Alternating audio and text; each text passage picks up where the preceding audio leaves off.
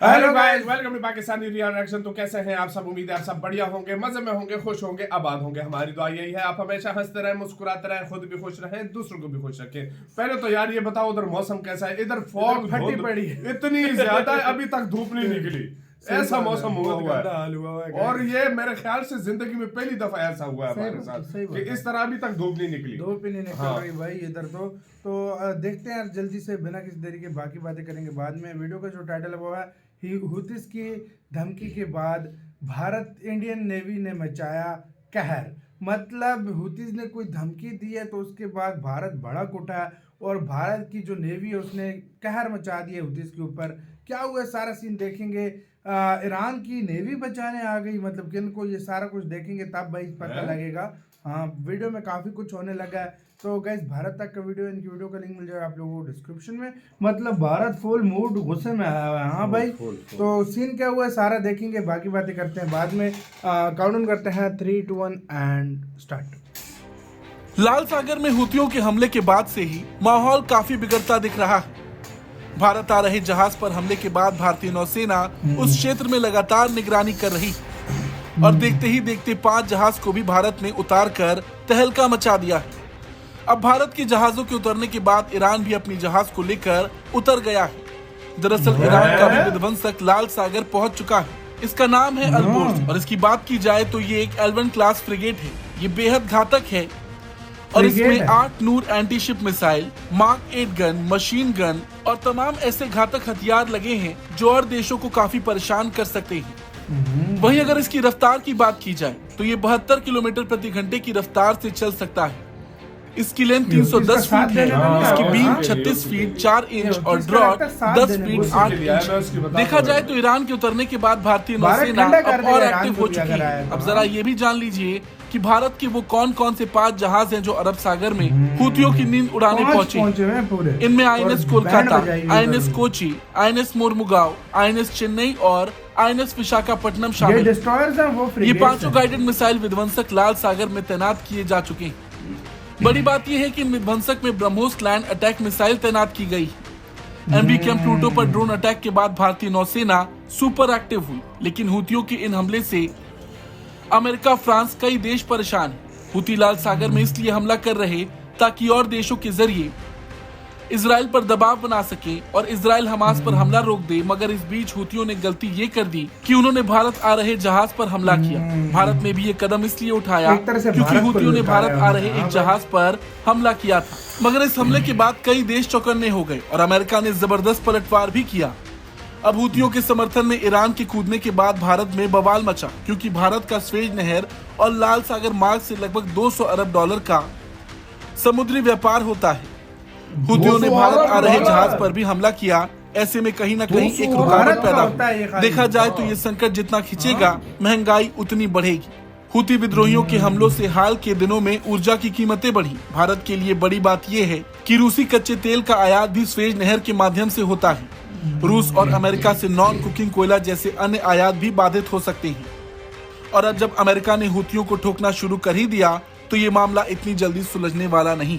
खैर कुछ भी हो, लेकिन जिस तरह से अब समंदर में हुतियों को लेकर भारत और ईरान के जहाज आमने सामने होंगे, उसके बाद देखना ये होगा कि क्या भारत ईरान को सबक सिखाएगा या फिर भारत ईरान एक दूसरे के सामने से हट जाएंगे। आपका क्या कहना है कमेंट करके जरूर बताएं। ब्यूरो रिपोर्ट, भारत तक। इसी के साथ हुई वीडियो खत्म। मैं मतलब तुम्हें एक तरह ईरान से को बताता हूँ। हाँ। कल के परसों की खबर थी कि 10 हुतियों को मारा है अमेरिकन सेना ने, उनकी बोटें भी तबाह कर दी हैं, सारा कुछ ना, उन्होंने वीडियो भी जारी की है इसकी।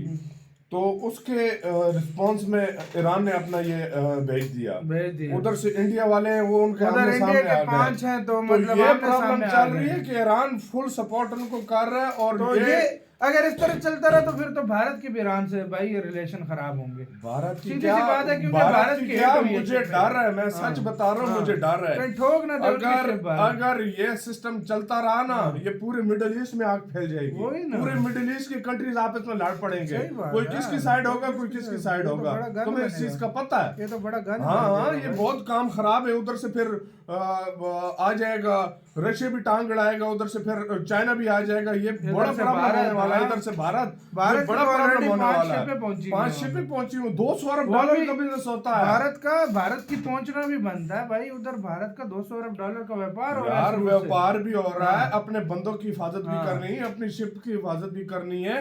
और वो कोई लॉ होता है इसका कि कोई भी किसी को मदद की जरूरत हो उसके लिए मदद भी करना, तो ये इंडिया तो करेगा फिर, करेगा, बिल्कुल वो तो करेगा फिर, ये तो कोई नहीं छोड़ेंगे इस तरह।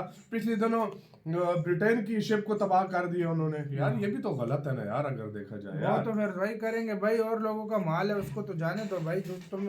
और लेकिन भाई आप देखो ना क्या होता है, क्योंकि इंडिया और ईरान आमने सामने आए हुए हैं एक तरह से, मतलब जो सिचुएशन बन रही है। बिल्कुल। और उसकी फ्रिगेट है, जाहिर बात इंडिया में 5 डिस्ट्रॉयर्स हैं, 5 डिस्ट्रॉयर्स, एक डिस्ट्रॉयर भी हो तो 2 फ्रिगेट्स पे भारी पड़ जाता भारी है। पड़ लेकिन जाता है। फिर भी ईरान को ये सोचना चाहिए कि भाई तू ये वॉर को पूरी दुनिया में भड़काने की कोशिश कर रहा है। ये वाकई बढ़ तो रहा ये है भाई यार, ये बढ़ रहा है। इस चीज को ईरान को वाकई सोचना चाहिए इस बारे में। हाँ भाई सही बात हाँ। है। और भारत का क्या इसमें कसूर था कि भारत की शिप को तुमने टारगेट किया है, और भारत अब फुल भड़का हुआ है भाई उनके यार तुम्हें हाँ। अगर पता हो ना, ईरान ने कहा है कि हमने ये नहीं किया। हाँ। किया बोला बोला था, उसने लेकिन ना। आप सपोर्ट में आ गया ना, तो वहां से देखो, क्या पता लगता इसकी है? सपोर्ट से क्या पता चलता है कि ये ईरान ने ईरान किया। नहीं किया।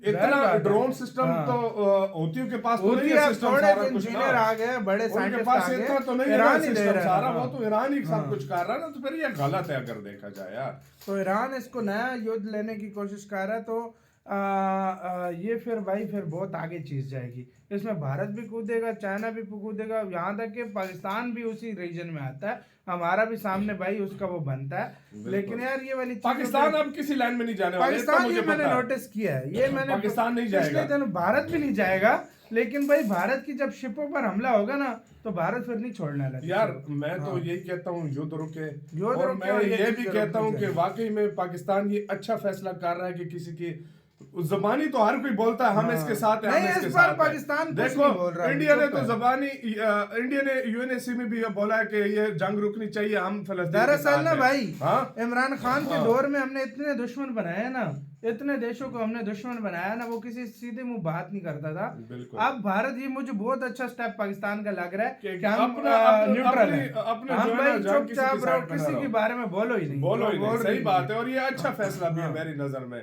देखो अपने दुश्मन आगे इतना काम हमारे देश का खराब हुआ, तो हमें अपने दुश्मन नहीं बनाने नहीं चाहिए बनाना मेरी चाहिए। नजर में। और भारत भी नहीं बना रहा, लेकिन भारत सिर्फ अपनी सिक्योरिटी दे वो रहा है, अपने शिपों ships को, की हाँ। सिक्योरिटी के ताकि लिए, अब अपने जिस उसके तरह लिए। एक प्लूटो के साथ हुआ, फिर हमारी किसी और यार ship के भारत साथ ने ना। अब सबका ठेका तो नहीं हाँ, उठा रहा हाँ। कि सबके लिए सबका जाए ले, यार। भारत अपनी इंडिया शिपों अपने के लिए लिए कर रहा है जितना हाँ। भी है उसके आपका लिए क्या भाई। कहना है, अपने कमेंट सेक्शन में दें, आप क्या सोचते हैं इसके ऊपर। अपना बहुत बहुत ज्यादा ख्याल रखिएगा। तो यार बाय।